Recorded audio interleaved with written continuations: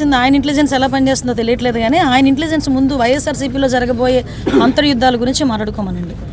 ఆ అంతర్యుద్ధాల గురించి మాట్లాడుకుంటే తర్వాత మా అంతర్యుద్ధాల గురించి తర్వాత అతను మాట్లాడవచ్చు.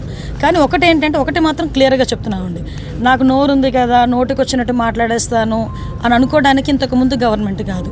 ప్రజల్ని రెచ్చగొట్టే విధంగా మాట్లాడడం కానీ సమాజంలోని ఇబ్బందులు పడే విధంగా సమాజంలో ప్రజలు కూడా ఇబ్బంది పడే విధంగా కనుక మాట్లాడే పరిస్థితి ఉంటే కనుక వాళ్ళ మీద ఎట్టి పరిస్థితి చట్టపరమైన చర్యలు తీసుకోవడానికి ఎక్కడా కూడా బ్యాక్ స్టెప్ వేసే పరిస్థితి అయితే ఉండదు. ఒకటి మాత్రం చాలా క్లియర్గా గుర్తుంచుకోవాలి, ఇది మీ గవర్నమెంట్ కాదు. నోటికి వచ్చినట్టు బూతులు మాట్లాడతాము, నోటికి వచ్చినట్టు ఏది మాట్లాడినా చెల్లుబాటు అయిపోతుంది, మమ్మల్ని ఎవడు ఏమీ చేయలేడు అనుకునే గవర్నమెంట్ కాదు. ఇది ఎన్డీఏ గవర్నమెంట్. ఎన్డీఏ గవర్నమెంట్లో తప్పు చేసిన వాడు ఎవడైనా కూడా శిక్ష ఒకలాగే ఉంటుంది. నువ్వు నోటికి వచ్చినట్టు రెచ్చగొట్టే విధంగా మాట్లాడతాము, దానికి మాకు సంబంధం లేదు, మీరు మమ్మల్ని ఏమీ చేయలేరంటే కనుక ఊరికనే ప్రసక్తి అయితే ఉండదు.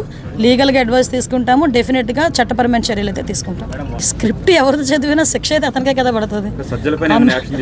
అనుభవించే రాజా ఆయనే కదా, అది వేరే కదా. అది ఏదైనా చదవచ్చు కానీ అనుభవించే రాజా ఆయనే కదా అవుతున్నాడు.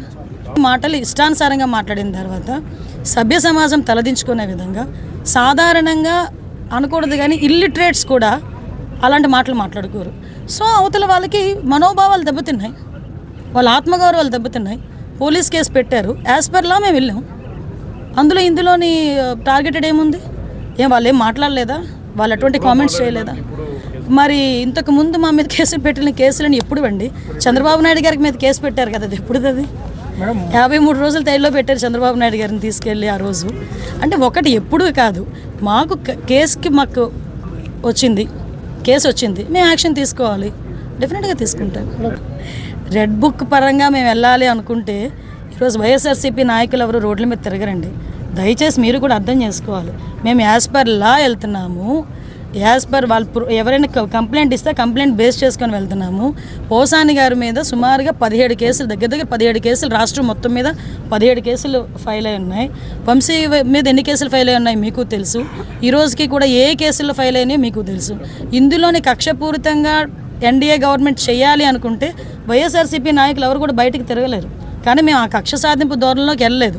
అలాగని తప్పు చేస్తున్న వదిలిపెట్టే ప్రసక్తి లేదు. తప్పు చేసిన వాడికి శిక్ష పడాలి, లేకపోతే భయం ఎలా ఉంటుంది?